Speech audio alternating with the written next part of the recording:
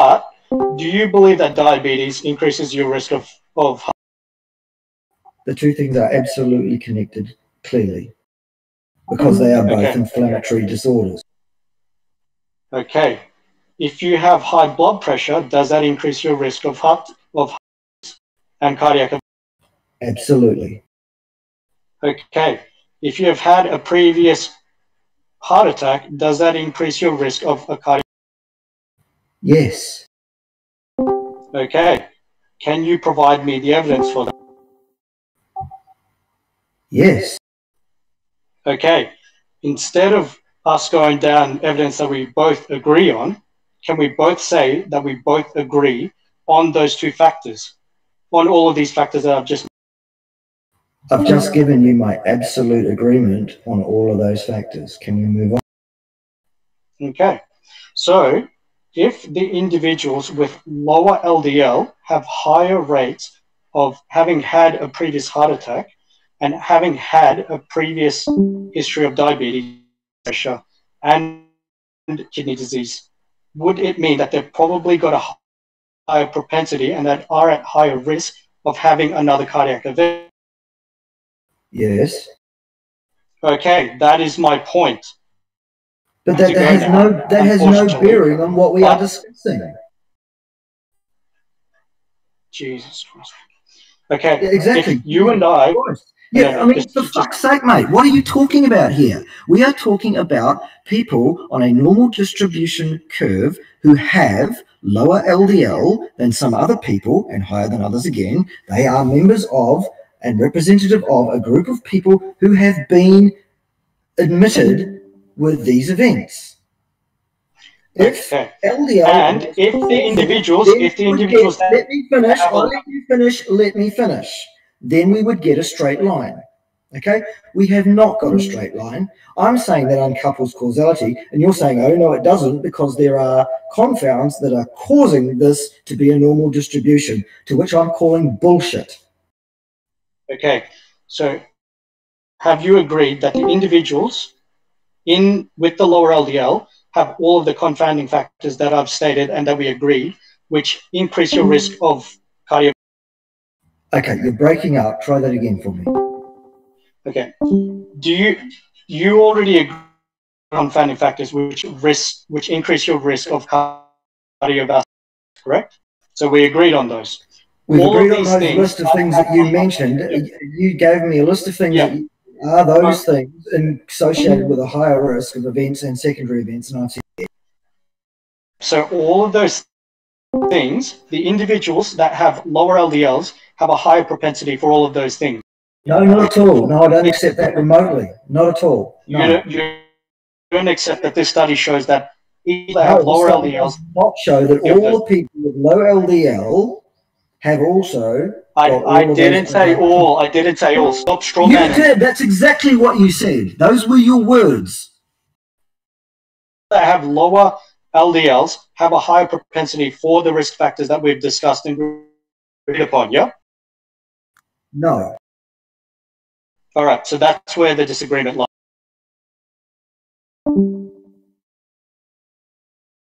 So I'm just going to post this table.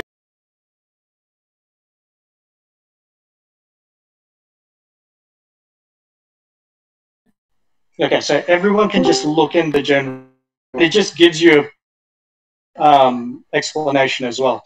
So individuals with as LDL goes down, there's a higher occurrence of previous heart attacks, higher occurrence of being on lipid-lowering medication, higher occurrence of high blood pressure, higher occurrence of diabetes, history of higher occurrence of kidney disease.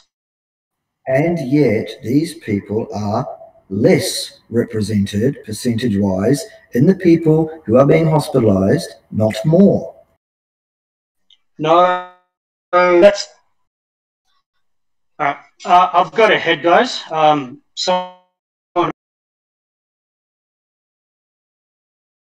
It's okay. I can step in here for a minute if you're gone. Jesus Christ.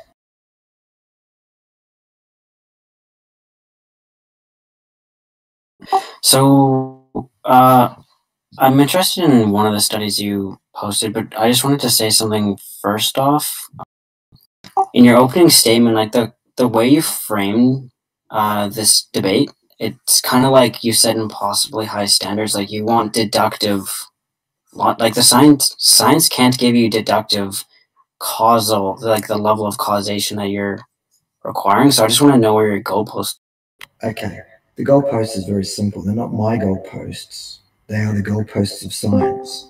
Science is a Okay, design. science can only give you induction though. Like we can only like strongly give a strong like 99.99% like correlation, but we can never accurately, to like the way you're using the word, give like a deductive. Correct, and therefore what we should be talking about is hypotheses, theories, ideas, and not facts, yeah? Yeah, so okay, so your if someone standard says fact, excuse me, if someone says fact, LDL is causal in heart disease, based on what you have just said and agreed to me on, you have to say, it's a theory. Well, by this standard, like we can't say that like smoking causes lung cancer. We can't. Correct. We can't. Yeah. So we Correct. can't say. We can't say that. So if you frame the debate like unfairly, where the goalpost is excessively high, like I'm There's not going to nothing continue. unfair about objectively defining terms using scientific discipline and using words to mean what they mean. Causality is clearly defined in the dictionary. To cause means makes something happen, end of discussion, fact. Yeah, well, the language that I'll use. Sorry. There is a theory that LDL is causally involved in heart disease. It's a pathetic theory. It's a piss poor theory. There's not much science to support it, actually. And in fact, there are a number of reasons to refute it quite strongly. But that's where we need to be with this. So can I just get you on record saying you can't prove smoking causes lung cancer then? Like, is that the standard we're going to... Is that relevant to this debate whatsoever? Well, I just want to know if it's possible to prove anything through the scientific method. Okay, science can't even prove you exist, my friend. Okay, so that... In fact, science demands that you do not exist. So there's over 6,000 studies on smoking and like its health implications, and so yeah, so I could say by my standard that smoking definitely causes lung cancer, but and you'd be wrong. That would be a mistake, and that would be ill-disciplined and unscientific of you, because science. Yeah, so you framed the debate unfairly. So I guess if you're not going to, I posed a very clear, very easily defined question. The question was, can you provide some evidence that LDL causes atherosclerosis heart disease in human beings? And the answer is no.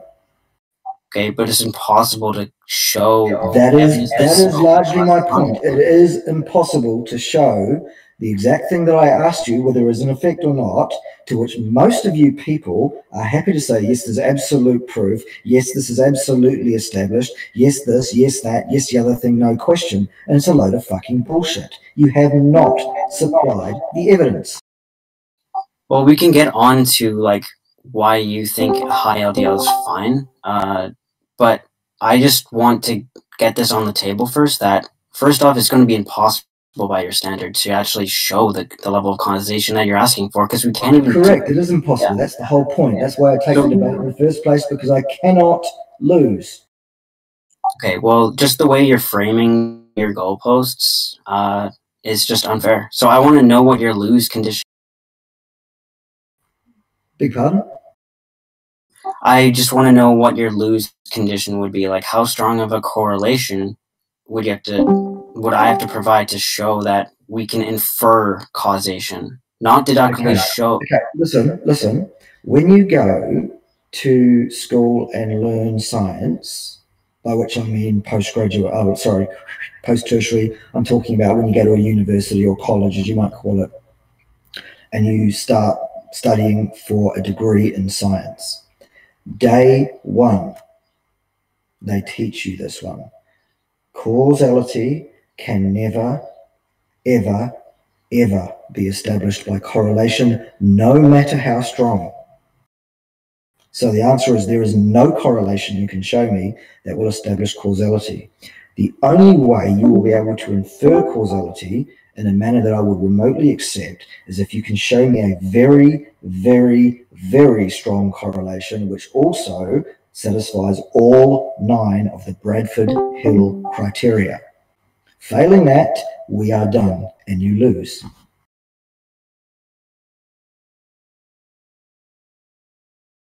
So I'm just looking at the Bradford Hill, like the 9. Sorry, the Bradford Hill criteria are a list of 9 conditions that need to be met with regard to associative data before you can even start to think about whether causality might possibly be in effect or not.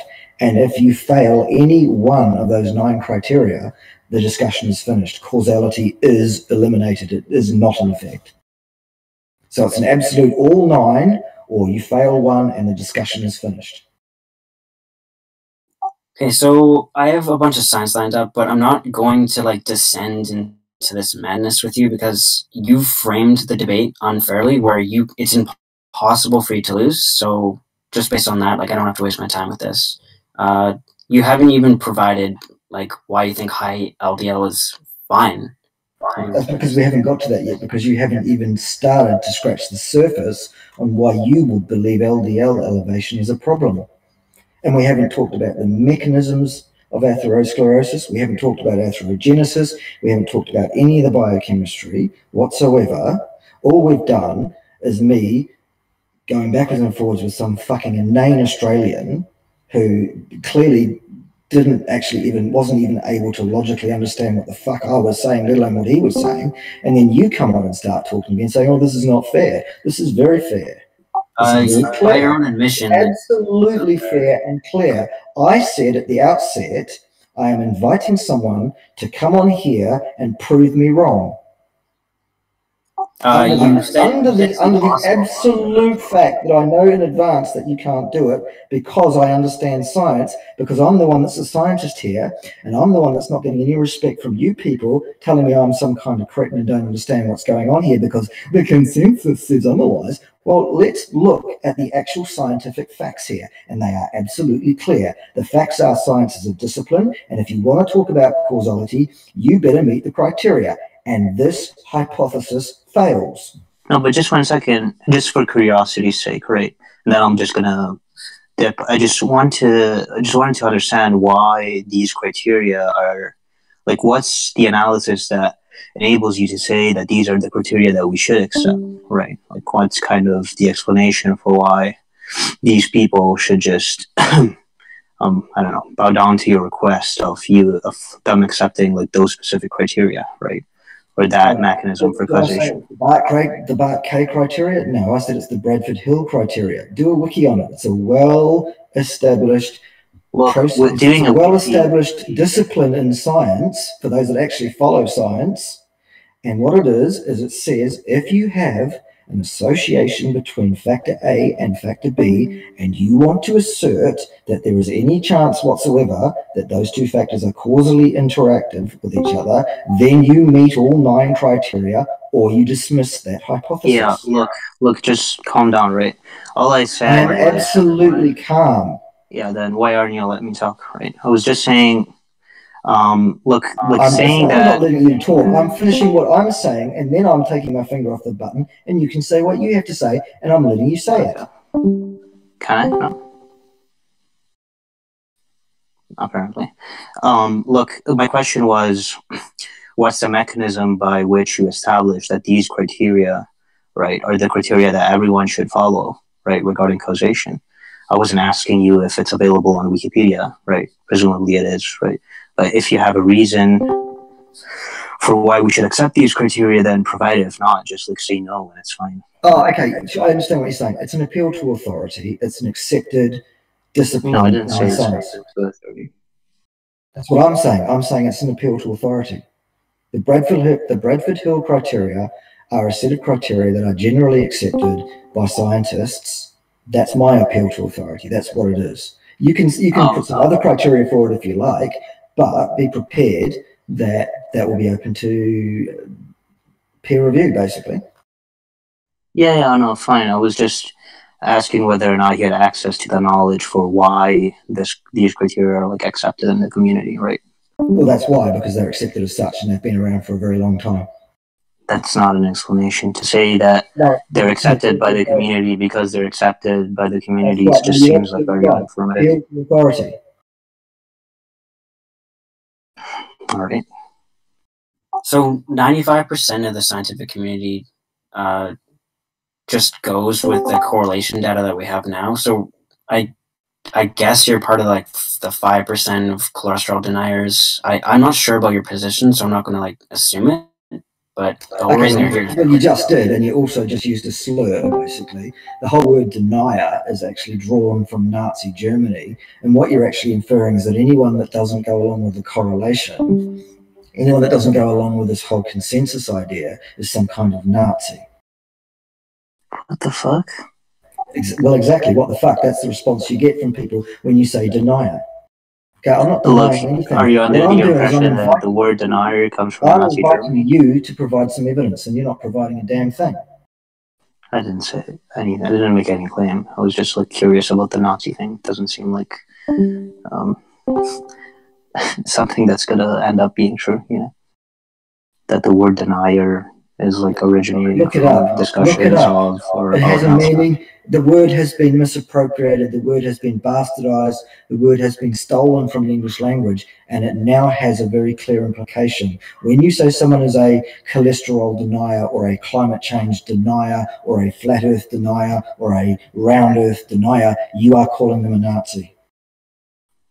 All right, I think that's an association fallacy. I'm not really sure how to Anywho, I'm not a Nazi, and neither am I in the wrong, just because there might be a certain number, whether it's 95% or 40% or 60% or whatever it is, who might have a view that's antithetical to mine. It doesn't matter. The only thing that matters is whose view can be supported according to the disciplines of science. And to do that, you need to use empirical data. You cannot use social proof, and that includes consensus. There is no place for consensus in science whatsoever. None. Right, so this is how it's to consensus when talking about the criteria, if I remember correctly, right? Say again? Wasn't your justification for using the criteria that it's consensus? Yeah, so it's an appeal to authority. That's why it's there. I mean, you can dismiss those criteria if you like. I respect your right to do that. You go ahead and dismiss those criteria. I didn't say that I dismissed the criteria. It just seems like you're using a double standard there. If you're just I'm saying look, I was talking, I think. What I said there was an appeal to authority. Give a shit whether you accept it or not. All right.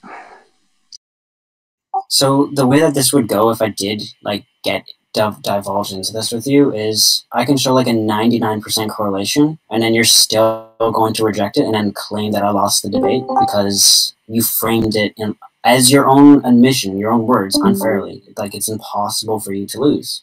So why should I do that? That's not unfair. The fact that one person is it's not possible for me to lose, that's got nothing to do with fairness, which is another way of talking about justice. There is no justice involved here. There are only the facts as establishable by science. Science is a discipline. Science requires, if you want to say this is causal in that, you have to provide that proof. You can't do it.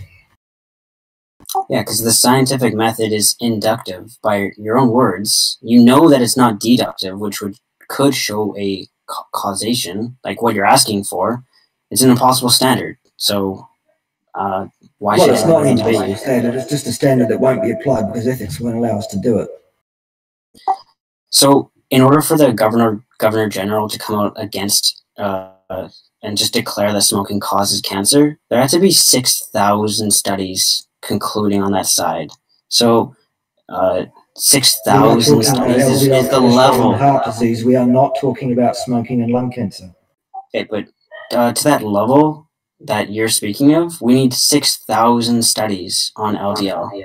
No number of studies will do it unless they are studies which experimentally prove the case. And they will never be done because ethics will not allow it. I mean, we have very good ones. We have No, you excellent don't. ones. So we have a few excellent ones that I'm prepared to show you. All right. So this guy's just a waste of my time. So I tried. Like, I'm trying to get into it with you, but you're not willing to move your goalposts. So my goalposts are not the problem. The problem is the statement you people are making, and you people. What I mean by you people are people who support the LDL hypothesis and put it forward as some kind of a fact. It is not a fact. It's a hypothesis, and it's a fucking stupid one. And if you want to talk about why, we can get into that.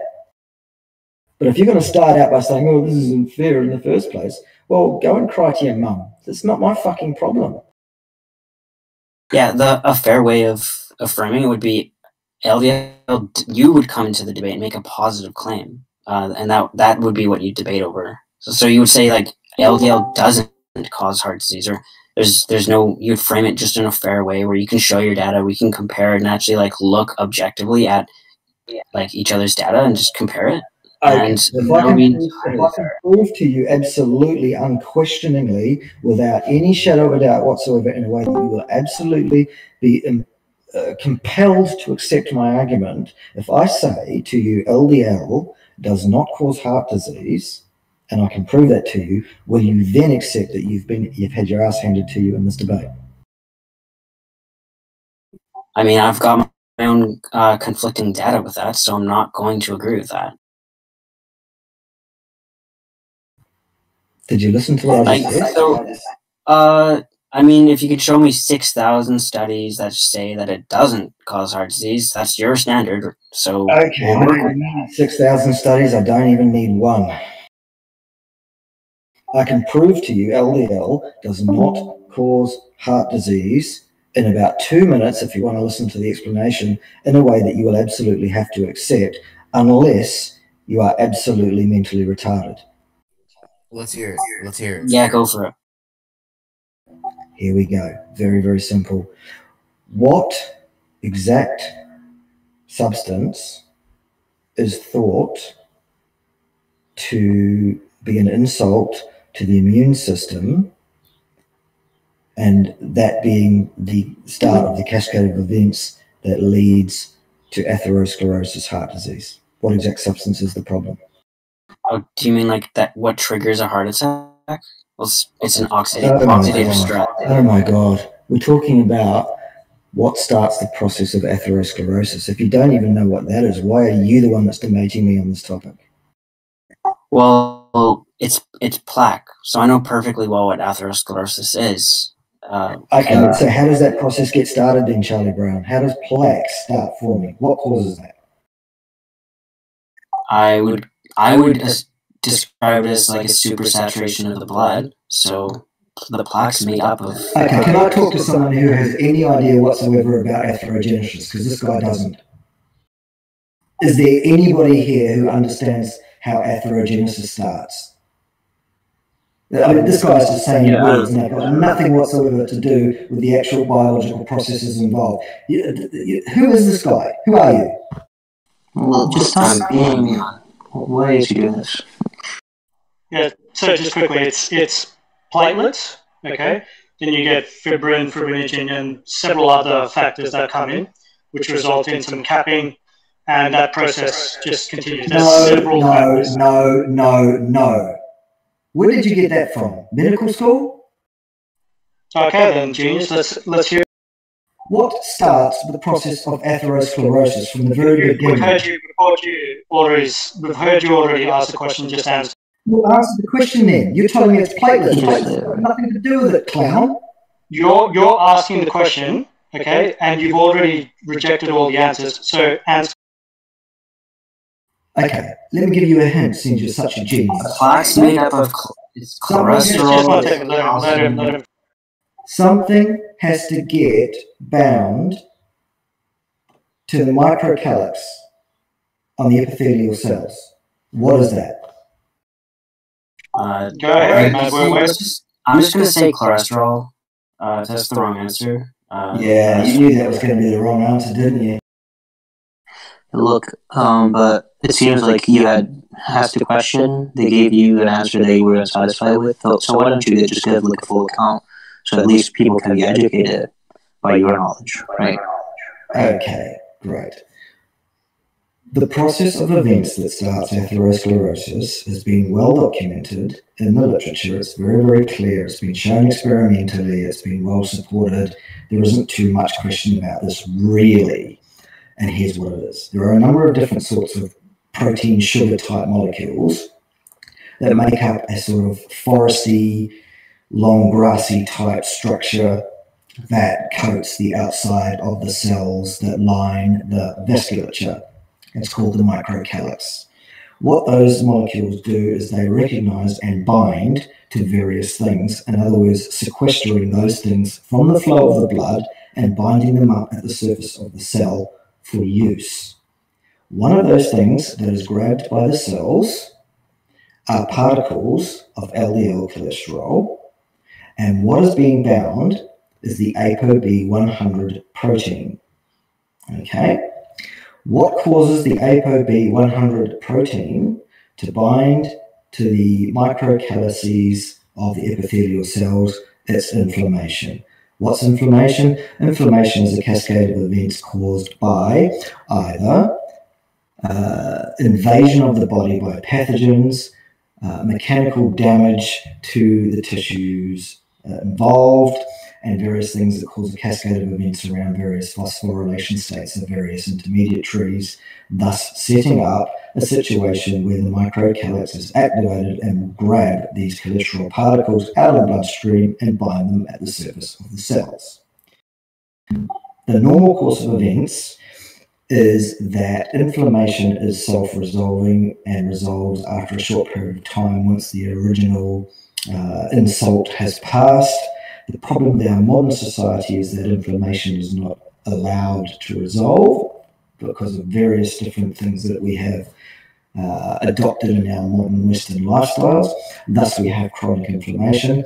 Thus, the microcalyces of these epithelial cells never release the ApoB100 protein and the associated cholesterol, and therefore it is subject to being chemically damaged by one or two things, that being sugar, or indeed other things that will oxidize that ApoB100 protein. That starts the process of atherosclerosis. So the cause of atherosclerosis, or the causes of atherosclerosis, really are inflammation, not LDL cholesterol, and even if it was cholesterol, it's not native cholesterol, it's oxidized or glycated cholesterol. End of debate. Cholesterol does not cause heart disease. Even if you want to say, well, it's the oxidized cholesterol, then you have to say oxidized cholesterol causes heart disease. Ergo, you have to say oxidation and inflammation cause heart disease, not LDL. End of debate. Can you provide evidence? Yes, it's in the literature, and I've got plenty of lists of literature on my system. Okay, send me your email address, and I will flick through to you a list of these references. That's no problem. All right, no problem. And could you put up some of them in the general text? I will be putting up a video concerning all of these, well, actually a series of videos concerning all of these. I'm not going to watch your video, dude. I don't give a shit what you're interested in. You're asking me what's going to be happening. That's what's going to be happening. I'm asking, no. The burden of proof is on you, okay? No, and I'm not going to watch this video. No, it is. You're the one that's made this. No, it isn't. You made the positive claim. The burden of proof is on you. Is that true or not? No, it isn't. No, it isn't. Did you make a positive claim or not? Damn thing. Wait, is the burden of proof on you or not? No, it is not. Well, you made the positive claim. Okay, no, just stop for a second. You made the positive claim. Is the burden of proof on you? No, it isn't. I didn't make a positive claim. Okay, I made a claim then, LDL does not cause heart disease, and you made a positive claim. No, just one second. You made a positive claim. You made a positive claim about inflammation. Of the statements I've made, go online and fucking claim about inflammation. You made a positive claim about inflammation. Online, but you made a positive claim about inflammation. but you made the positive claim about information provided the evidence. I just told you, send me an email and I will flick it through to you, no problem. Okay, but do you agree when you make a positive claim that the burden of proof is... Okay, so are you claiming that LDL causes heart disease?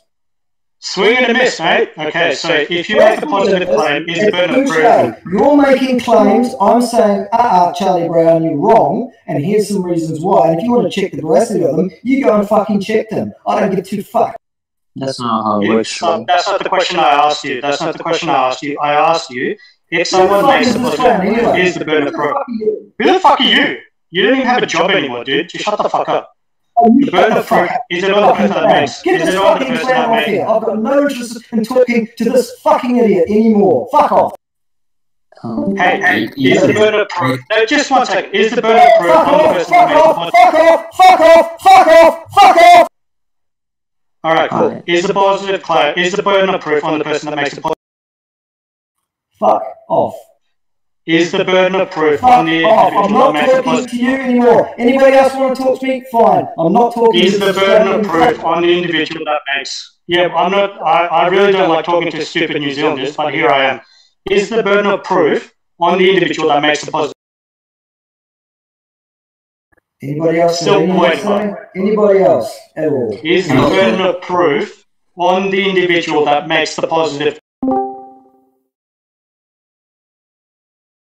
Obviously it is, right? Can we get a 1 in chat if you think the burden of proof lies on the person making a positive claim?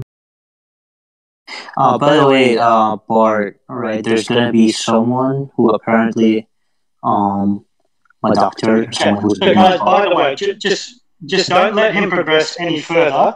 Ask him if the burden of proof from that one lies on the individual making the positive claim, okay? Because he's just gone a big fucking route about talking about inflammation and won't provide any evidence, okay? So, and he won't even just agree with the simple claim, which is, does the burden of proof lie on the individual making the positive claim? That is all. Yeah. They want... By the way, I'm not going to watch a 70-minute video where he promotes himself for 15 minutes and actually has about 10 minutes of content. But Bart, they wanted to let you know that some doctor, someone who's like supposedly qualified, is going to be here in 20 minutes. So maybe if you could hang around for that, that would be more interesting for you, maybe.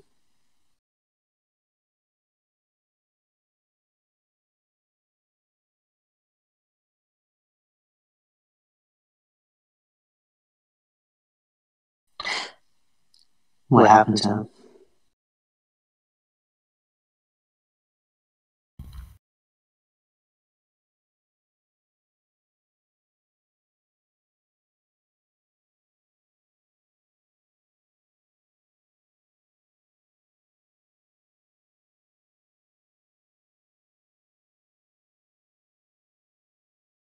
I was going to call it a night, but I think I'll stick around.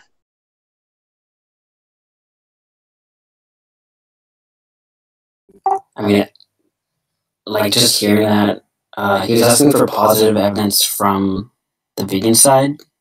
He's only opened up the debate too. And then it's just the double standard. Not only does he have a ridiculously high standard for proof, where he actually admitted it's impossible to beat him in the debate the way he framed it, but now there's the double standard. So I think that might be it until the doctor... Well, but look, it's probably possible to beat him in the debate with the criteria, but I don't see why anyone should be moved, right, to like accept those criteria, right, if he doesn't provide like some reason for it, right? Especially since he was denouncing consensus as being given for a reason to believe things, right? It just seems very contradictory. And the burden of proof thing was just ridiculous, you know?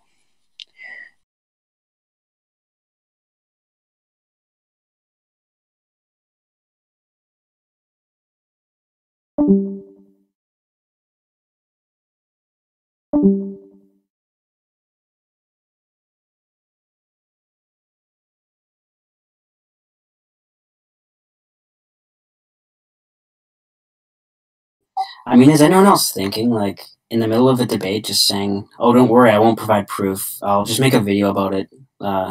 Just trust me." So when you don't really understand logic, that happens.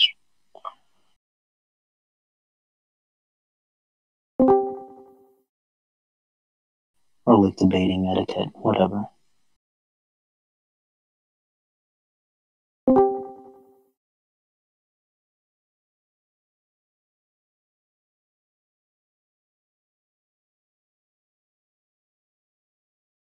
Is this recorded, by the way?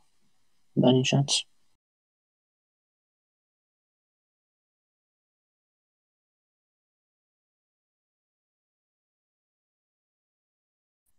Well, I hope so. Nice.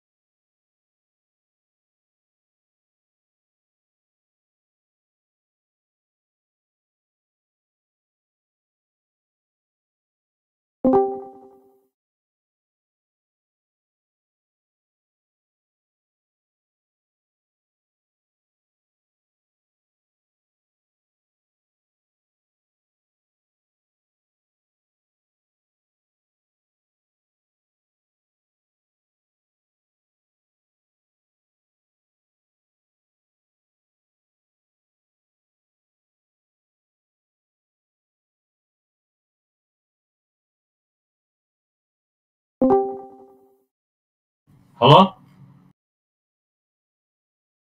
Hello? Yeah, can you hear me? No, I can't hear you. Okay, so we've got Dr. Ricky here now. Sorry guys, we'll be back in a sec. Okay, we've got Dr. Ricky here. Now, if you guys want, you can start going on your thing. I'll put out a notification. Oh, I was also going to ask, do we have someone recording right now? Apparently, yeah, three people apparently. Nice, okay. Just give me 1 sec to put out a notification because people want to see this.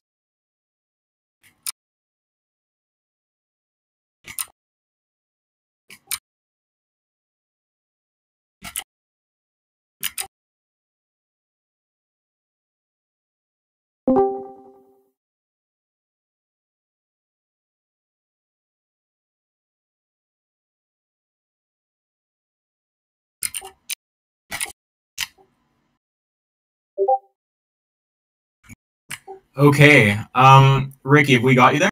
Yeah. Okay, sweet. Bart, why don't you just convey what you opened with when we started way earlier? Just your sort of general case. The topic is LDL's relation to CBD. Is that a fair way to characterize the topic?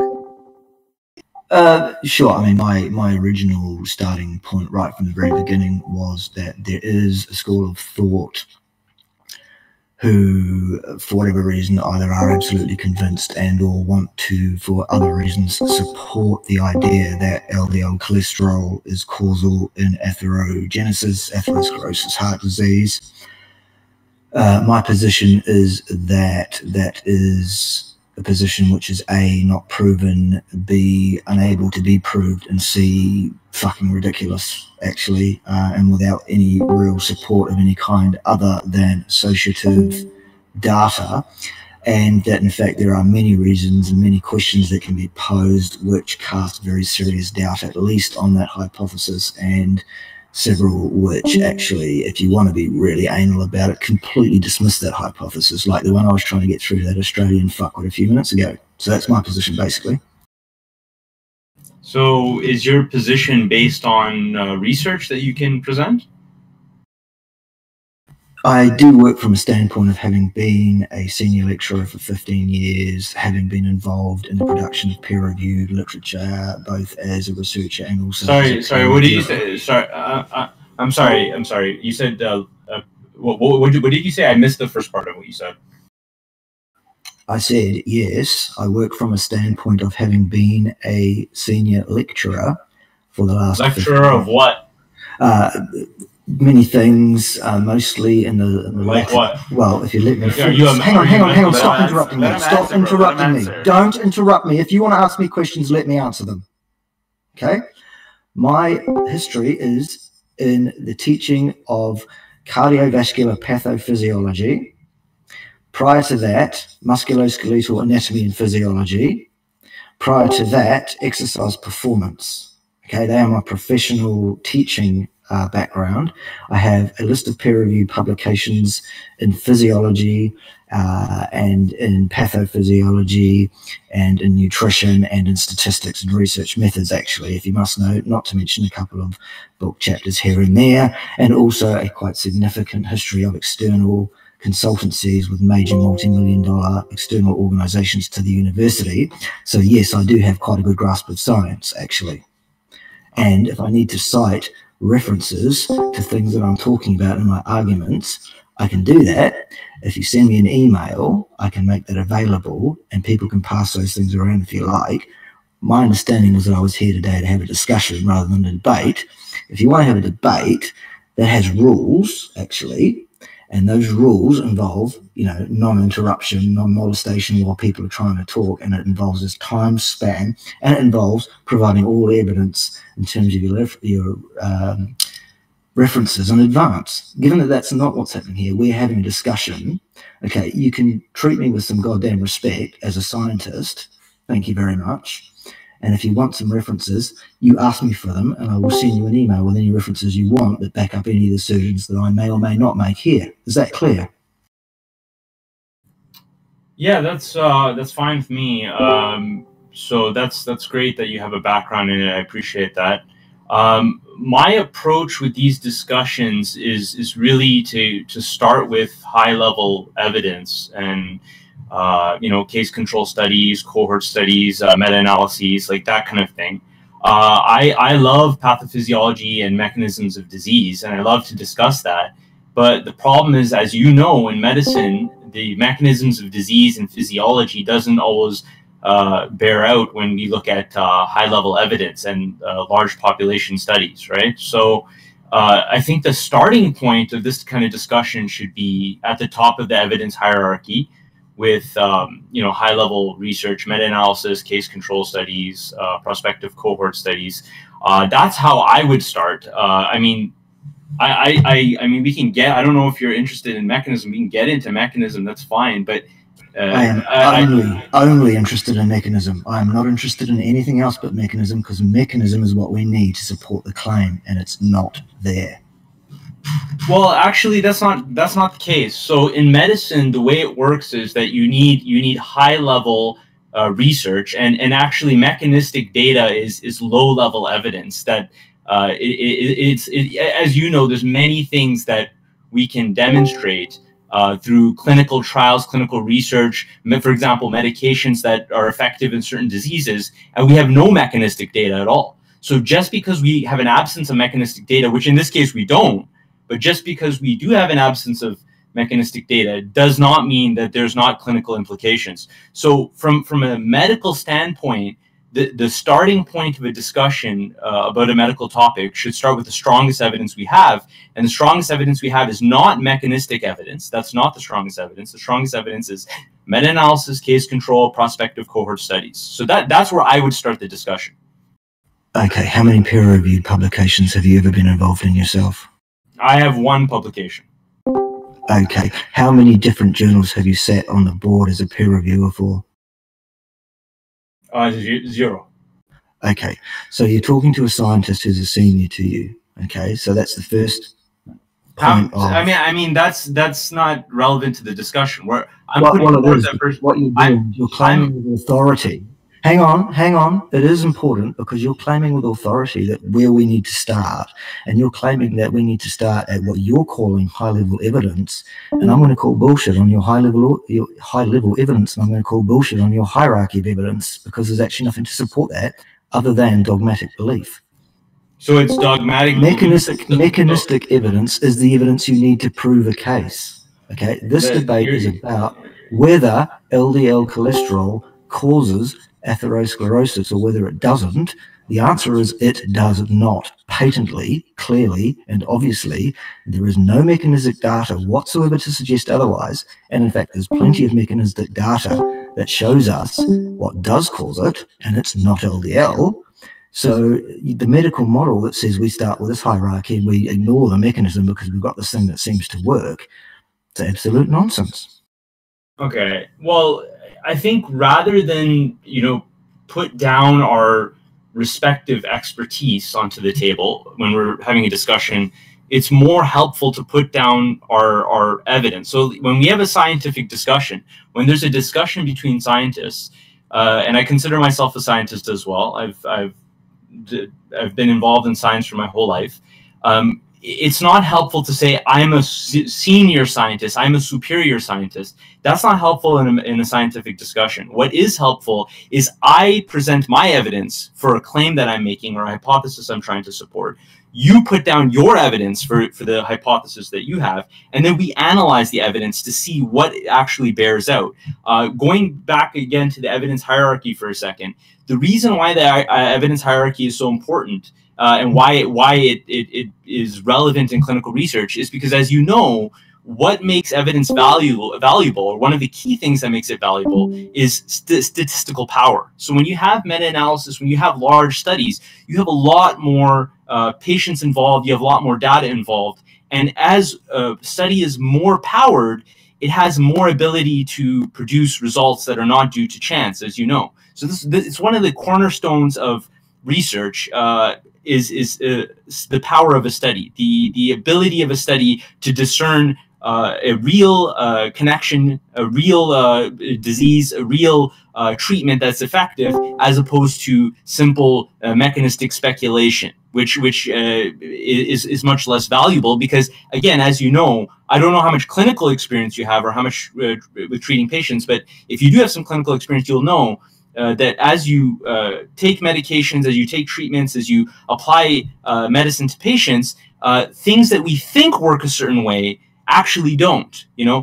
For example, relevant to this discussion, statin medications, lower LDL, but we know that there's other mechanisms that are involved, right? So we think that it works in a certain way, but it may not. It may not be borne out when you look at the actual high-level evidence, right? We think a drug, for example, has a certain effect A, but then when you research it, and for example, they may do animal studies that confirm that what we suspect mechanistically. But then when you do a high-level case control study, it's not found. When you do a meta-analysis, that association is gone. So that's the problem with starting a discussion with mechanism, is that it may not be borne out when you look at large-scale populations, which is, and that's the reason why it's most important, is because the power allows us to differentiate things that are true from things that are statistically not significant.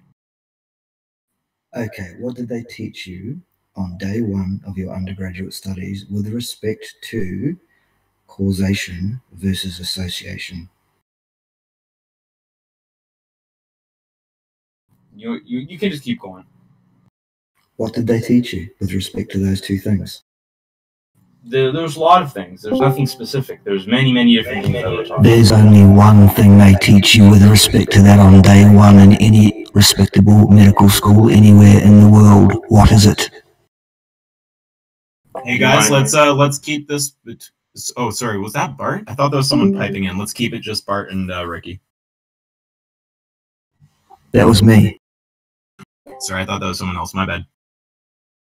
So, the question stands, what did they teach you, Doctor, on your first day of undergraduate studies with respect to causation versus association?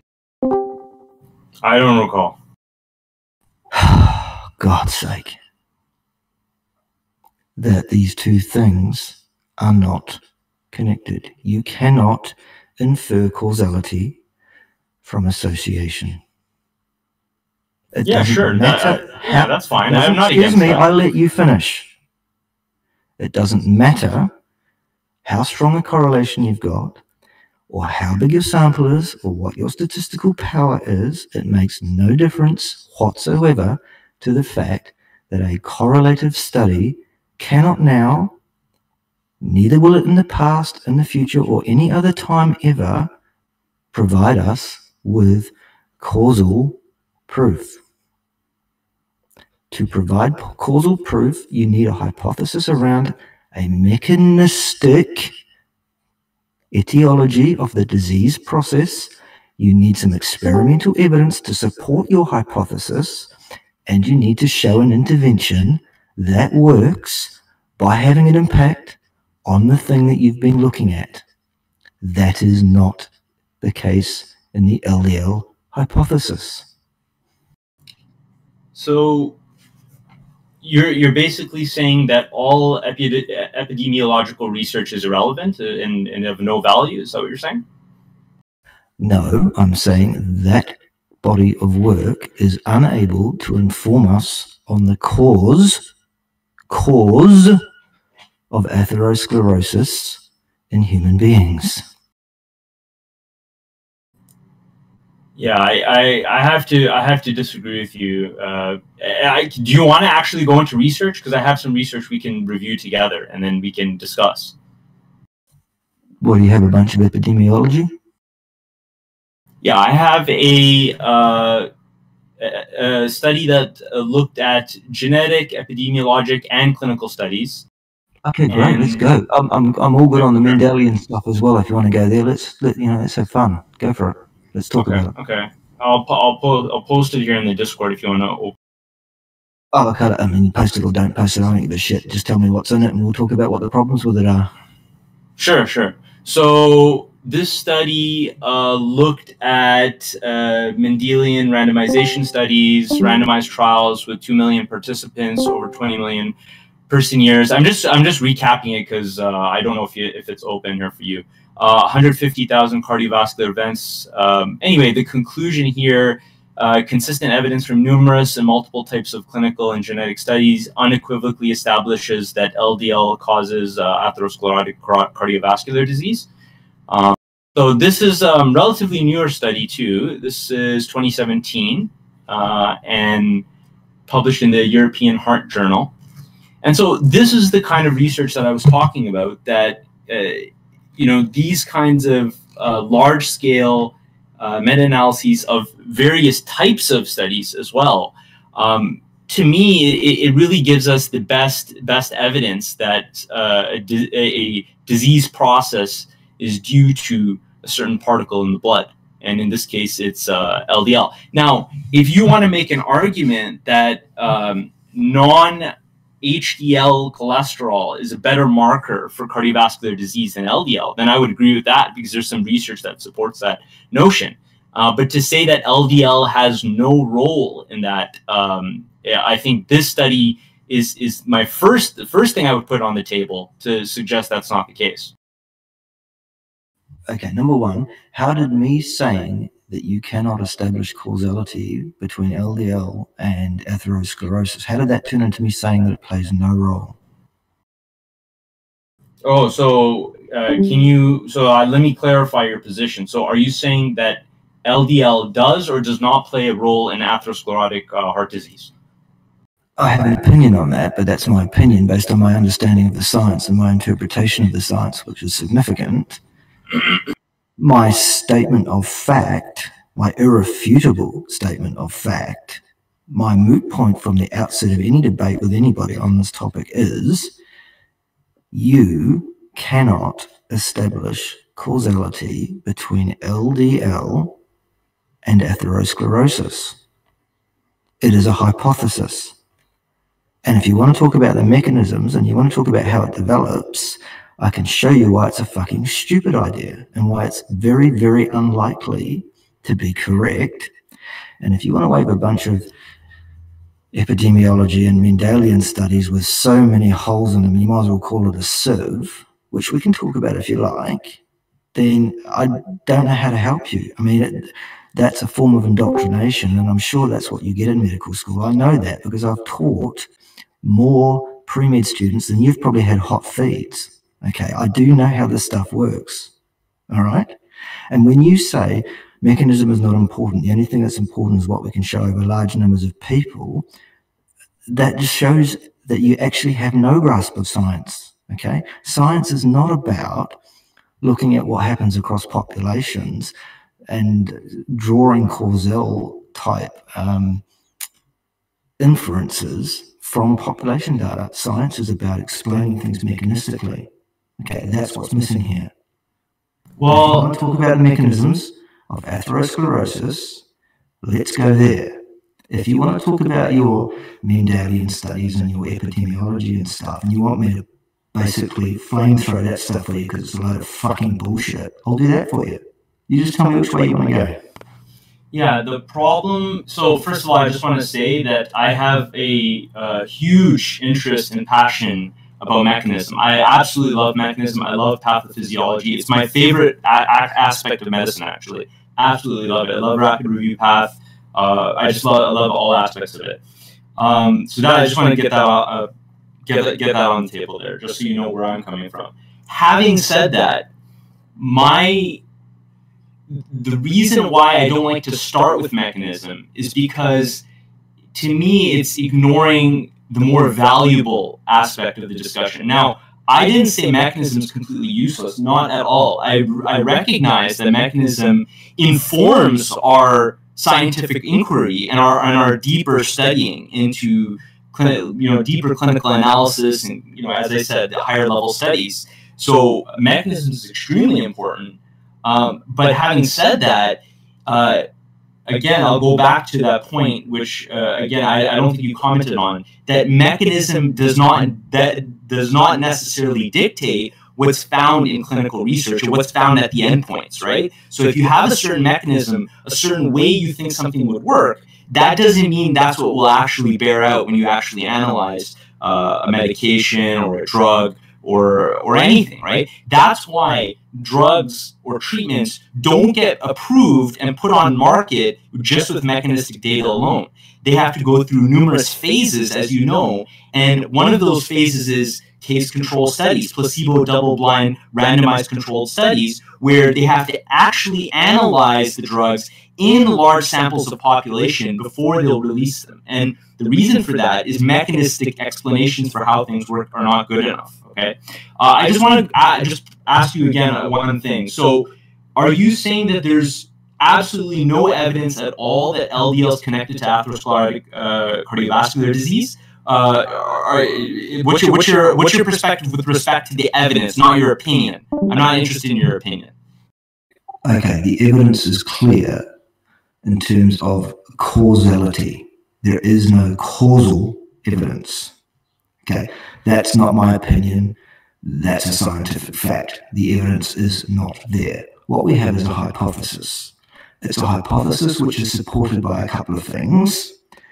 One of those is a consensus, which has no value whatsoever and no place in science whatsoever. And in fact, it's corrupt and bastardized beyond belief. What else is there? There is epidemiology and Mendelian type studies, which are inferential at best and do not actually deal with causality, which is important. I will disagree with you absolutely on this point. Causality is absolutely fundamental. And I will acknowledge your fact about drugs often having effects and working in ways that were not thought about or planned, that may be serendipitous or otherwise. And I guess, you know, an obvious example of that is the mechanism by which the statin drugs work, which I'm sure we'll get to if we last that long. So my position is clear. My position is, as outlined in my position statement, in my moot suggestion for this debate, which is, does LDL cholesterol cause atherosclerosis or does it not? The answer, before we even start talking about mechanisms, is, well, there is no evidence that it does. Okay, so therefore the moot becomes, okay, so what evidence is there that it does or does not? Okay, so that's what we're throwing around here. Okay, well, I mean, I put to you a meta-analysis and a high-level study that captured thousands and thousands of patients, and it disagrees with your statement. So it's actual research, European Heart Journal. And Hang on. What I thought you said no interruption. What happened to that? Because you go on for a very, very long time and you're saying something that's not correct. Okay, but is interruption allowed now? If it's allowed, then that's fine with me. But let's clear the floor here. Is interruption allowed or not allowed? Okay, you carry on. Yeah. All right.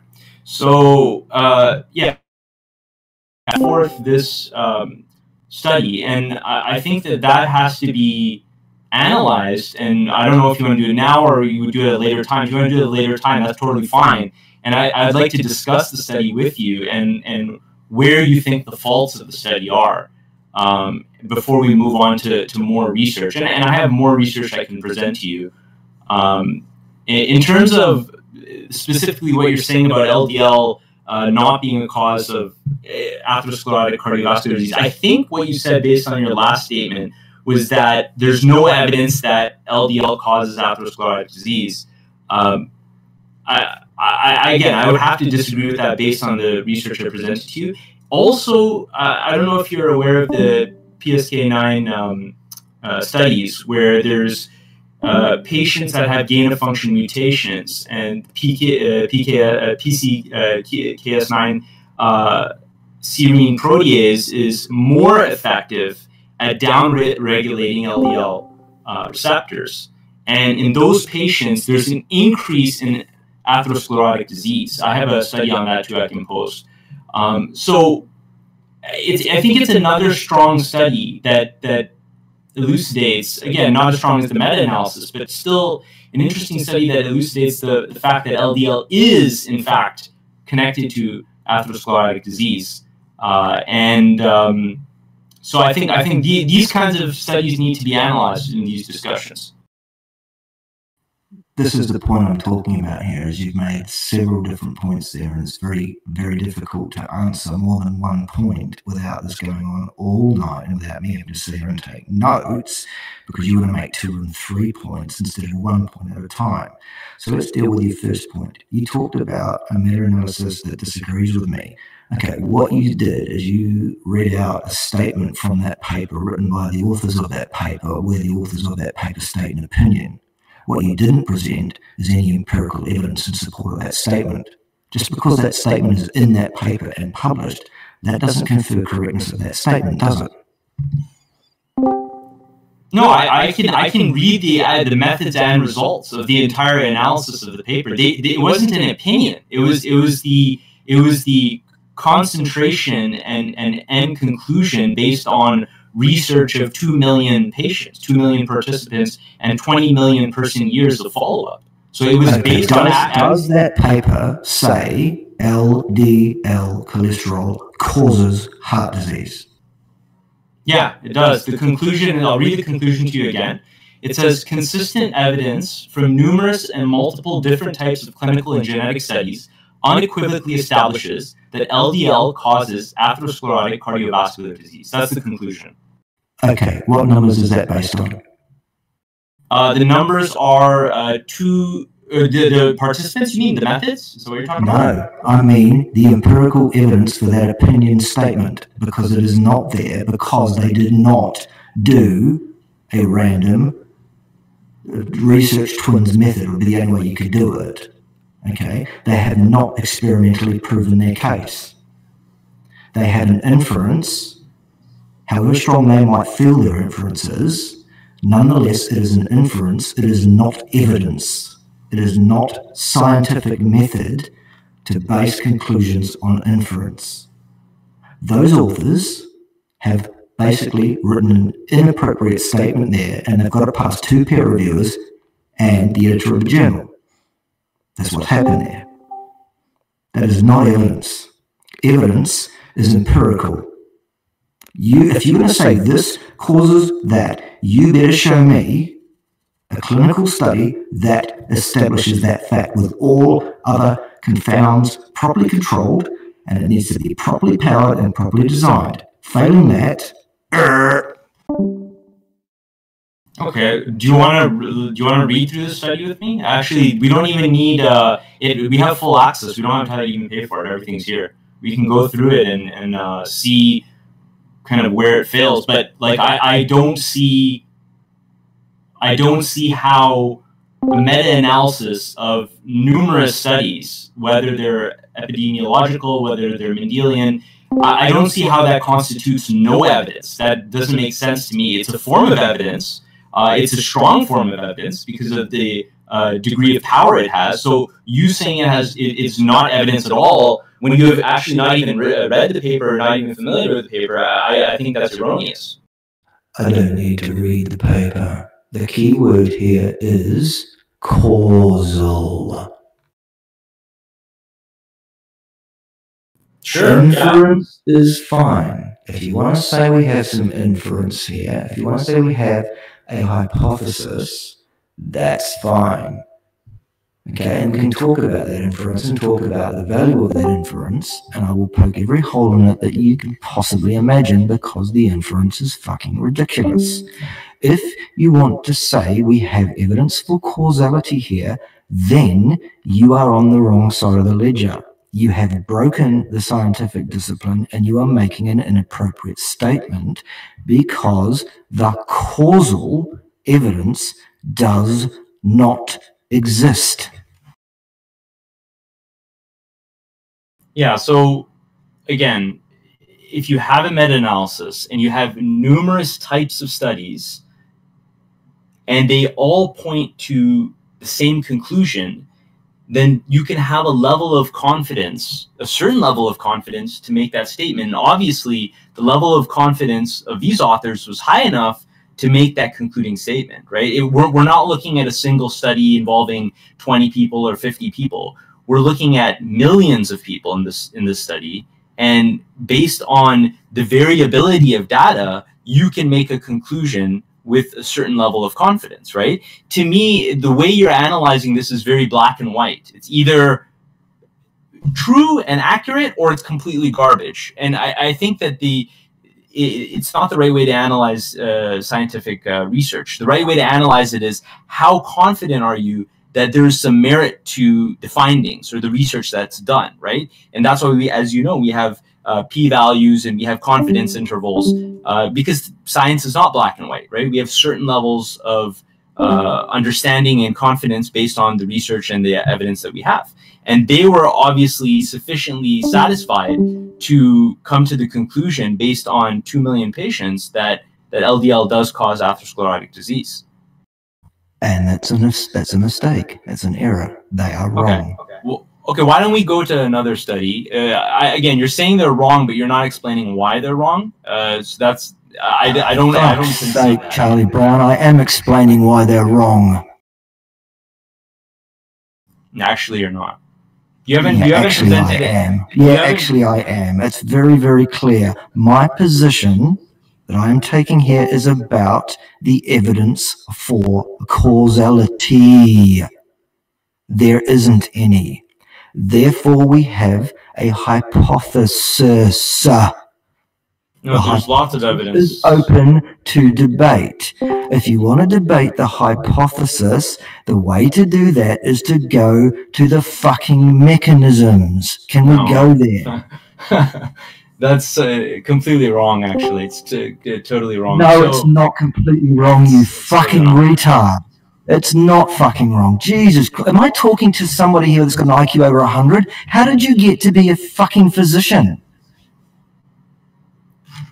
Bart, just calm down, okay, man? Just relax. Well, stop being a fucking retard and listen to fucking sense, you fucktard.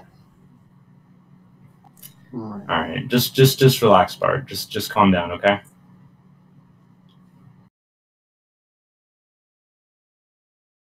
As you know, mechanistic speculation is not as strong as it's not speculation. Mechanistic speculation is not as strong. Mechanism is the only thing that is important. It's the only thing that explains phenomena. We are here to talk about phenomena. We are here to talk about the phenomena of LDL and atherosclerosis. It requires you to talk mechanism. Let's go. Actually, it doesn't. And okay, we're done here. Goodbye.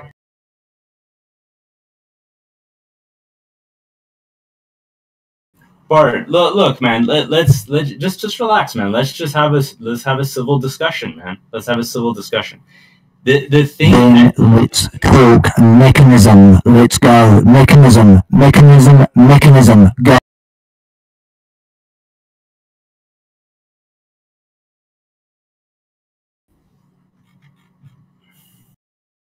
The problem is that I can speculate and say that, oh, this doesn't work, so this shouldn't be possible. But as you know, mechanism is incredibly complex. We often miss things. We often don't see things. That's why mechanism doesn't always bear out. So let me ask you a question, Bart. Why is it that we sometimes have a mechanistic understanding of a certain topic, right? Whatever it is, right? And then when we actually research it, we actually study it, it doesn't bear out. We find out, oh, there's no statistical difference between the case and the control group. There's no statistical difference between the group that we're studying, the group that we're controlling for. You know, why is it that there's that discordance between mechanistic data and for example, RCTs? Why? Do you want to talk mechanism of atherogenesis, or do you not? But can you answer my question first? Your question is completely fucking irrelevant. It's got no bearing on what we are here to discuss. And what we are here to discuss is, can you establish that there is even a reasonable mechanism by which LDL might even potentially play a causal role in atherogenesis, and I'm here to discuss with you the fact that there isn't.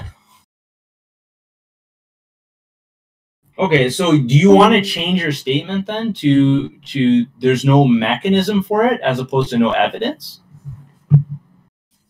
No, I don't want to change my statement. My statement is clear, and it's based on words chosen very carefully over many years. My statement is clear. There is no evidence for causality between LDL cholesterol and atherogenesis in human beings. Yeah, but an additional point of interest, something that you and I can discuss if you'd ever stop dodging me on it, is we can talk about the mechanisms by which atherogenesis occurs.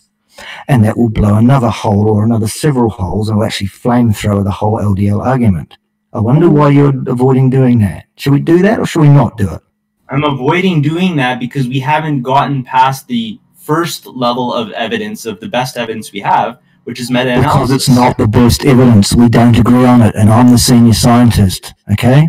I'm the guy that's here to tell you you're mistaken. You're sadly mistaken. You've been led up the garden path. The hierarchy of evidence is absolute fucking nonsense. So wait a minute, let me ask you a question. So you're saying that the mechanistic explanations and data is more important than a meta-analysis. Is that what you're saying? Oh my God, yes. Okay, well, what you're saying is not scientific, unfortunately. Who's the senior scientist of the two of us? Just because someone's senior doesn't mean they're not wrong. Who's the senior scientist of the two of us? Just because they're your senior doesn't mean you're not wrong. Scientific, Charlie Brown. You back it up with some credentials, okay? Have you got a list of publications as long as you're fucking... Have you ever actually... Have you got a list of publications as long as your arm? Have you ever actually treated... No, you don't. Have you acted as peer reviewer for 3 separate journals? No, you fucking haven't. Have you actually... Have you taught more pre-med students than you've had hot dinners? No, you fucking haven't. I have. You will give me some goddamn respect. Don't tell me what is scientific and what is not, Charlie Brown. Post your publications? Bart, sorry, man, sorry. Bart, look, I can say the same thing to you, man. I can say, have you ever treated patients? Have you ever prescribed medications? Have you ever actually practiced medicine? You've taught pre-med students, but have you ever been a medical doctor yourself? You haven't. So you've... We are here to discuss science, Charlie Brown. Science. And you're telling me about science, and you can fuck off, because I'm the one who's here to tell you about science. Okay, I'll make a deal with you, Bart. I'll make a deal with you. I will talk a mechanism with you if you change your statement, because I don't accept your statement that there's no evidence that LDL causes cardiovascular disease. If you want to change your statement that there's no mechanistic explanation for why LDL causes atherosclerotic disease, then I'll engage with you in the mechanism. But if you don't change your statement, I'm not going to engage with you. Okay, we're done here. All right. But Bart, ask any medical doctor, ask anybody who practices. Don't give a fuck. We're done here. Goodbye. Ask anybody who practices medicine, and the thing that you start with in a discussion is the strongest evidence you have. You never start with mechanism.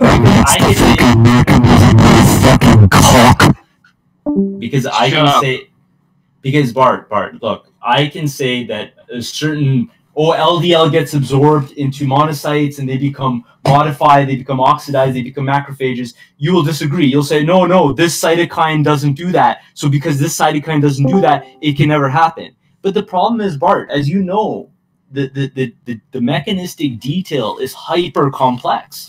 We're probably missing half the cytokines that are involved in the inflammatory macrophage pathway. I love mechanism. I love apoptosis. I love caspase pathways. I love all that stuff, Bart. You and me are not as dissimilar as you think. I'm with you, man. I love mechanism. I love pathophysiology. If you and me sit down and we talk about Golion and rapid review, and we talk about lymphocytes and macrophages and monocytes, and I did a whole course on extracellular matrix and cytoskeleton. So I absolutely love mechanism, Bart. and we're not too dissimilar. You know, I wish we could meet and have a more friendly discussion. I really wish we could. But that would require you to show some goddamn respect to a senior scientist and stop telling me about science and what's good science and what's bad science, and listen to me when I tell you what's bad science and what's good science, and then engage with me in a discussion when I invite one straight away, rather than pissing around for 15 minutes and then just randomly saying, oh, this cytokine, that cytokine, the other cytokine. Okay, great. If you wanted to talk about that, you had your opportunity. Instead, you wanted to treat with me with disrespect and tell me you know more about science than I do, in which case you can go and fuck yourself. Bart, you haven't been respectful to him yourself, dude. Hey, leave it to just let Bart and Ricky talk.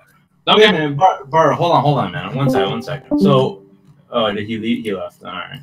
Okay, well, see, here's the thing. Yeah, he left. The thing is I really want to get into mechanism. I love mechanism so much. I was gonna actually post this. Hold on. Ricky, I was. Oh, is he back? No. No, your mic just cut out.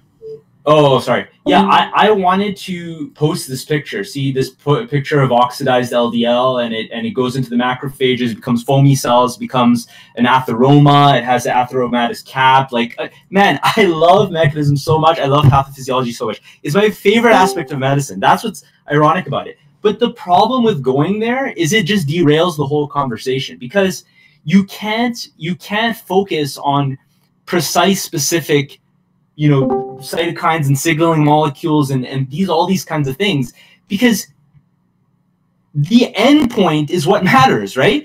Why do I care if LDL gets oxidized and uptaken into a cell if it doesn't get uptaken, for example, if it is killing people? I could say, oh, mechanistically, wait a minute, LDL doesn't get oxidized, that doesn't happen. Then when I do the research and then they study millions of patients and they say, hey, there's a linear correlation between LDL and total cholesterol going up and increased cardiovascular disease. So what's going on, right? That's why you can't rely on mechanism. That's why mechanism is weak, right? Mechanism helps us to inform where we might go in science and where we might research and where we might investigate. But the thing that trumps all is high-level scientific evidence, because that's what actually dictates through statistical analysis what the end clinical effect is on patients. And I think that's the problem with Bart. Is I even though he was disrespectful, I appreciate Bart's position because he has a lot of knowledge, obviously, with respect to mechanism, but because of that, that's also his hindrance. He doesn't realize the importance of the end clinical research. That's where where people like me are. We're sitting at the end point where the clinical stuff is, and we're using the clinical stuff. That's where things really make a difference, right? There's invariable countless times where I learned a mechanism in medical school and we say, okay, it should be this way. And then when we go further in our education, we go to high level evidence, they say, oh, there's no difference. It doesn't matter. It's such a common theme. And I think that Bart, because of his background, he fails at that aspect. He's too hung up on mechanism and not open enough to analyzing end clinical research, endpoint clinical research. Do I care if LDL gets absorbed by a macrophage? Maybe I care, but what do I care about more, that or people dying because they're eating too much garbage and their LDL is too high? And then the other thing, just for everybody here, I know the debate's over, but I just want to say the other thing I did mention. I had a lot more studies to mention, but the other thing I mentioned was, and it's kind of a mechanistic explanation. So, and actually, Richard always mentions this in his talks as well.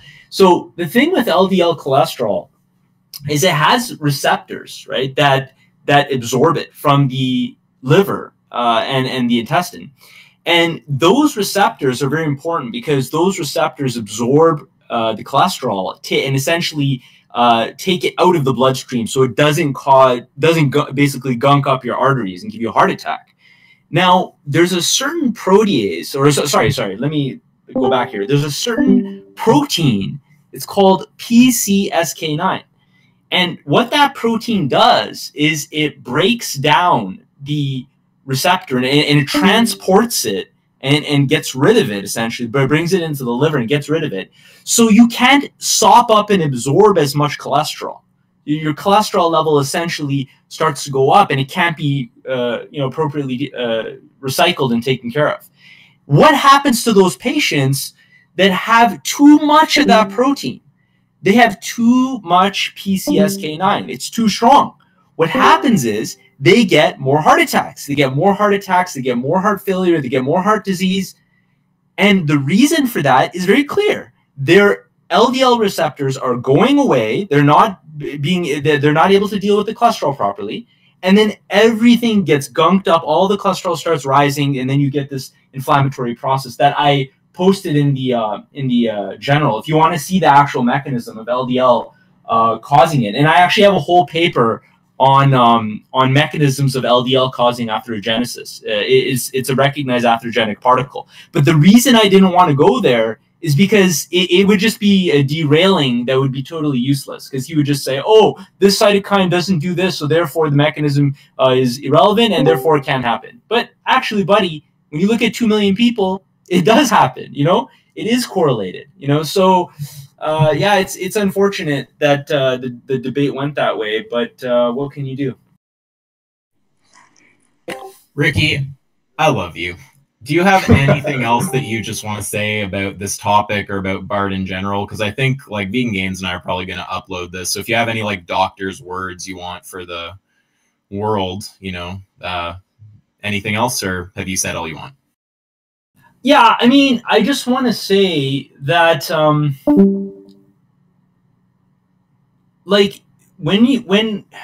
if you're a scientist and you want to engage in science, and I guess this is for everybody. I was telling Isaac this before.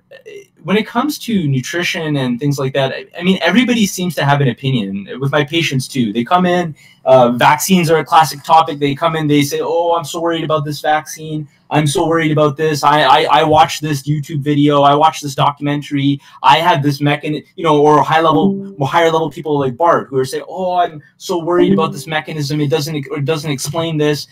My advice to all of those people, not that I'm so great or not at all. I'm just a normal guy. I'm just a normal doc. That's all I am.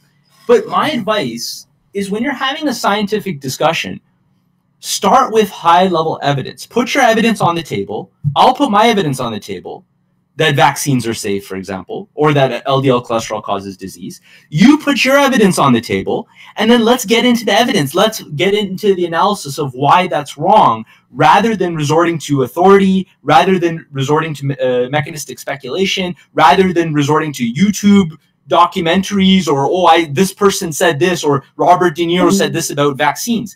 That stuff's not helpful. What is helpful is statistical analysis and high-level rigorous study that's been peer-reviewed by scientific journals. That's what's helpful. And I tell that to my patients too. I never tell them not to ask me questions or not to challenge me. I love when my patients challenge me, because then we can both sit down, we open up UpToDate or Google Scholar, we together look at the research, and then I show them, this is what the research shows. And then at that point, if you're like Bart and you are somehow refuting that based on authority or based on some kind of sky force or whatever your point of refutation is, then I walk away from the discussion, because you're not being scientific. And in that case, Bart was not being scientific. So that's my advice to everybody. That's all I have to say. Thanks so much, Ricky. Okay, no problem. Well, I think that's it. And whoever recorded that, please DM me in my inbox, and then I'll friend you so you can send it to me and we can get it up on the internet. Have a good night, guys. Thanks.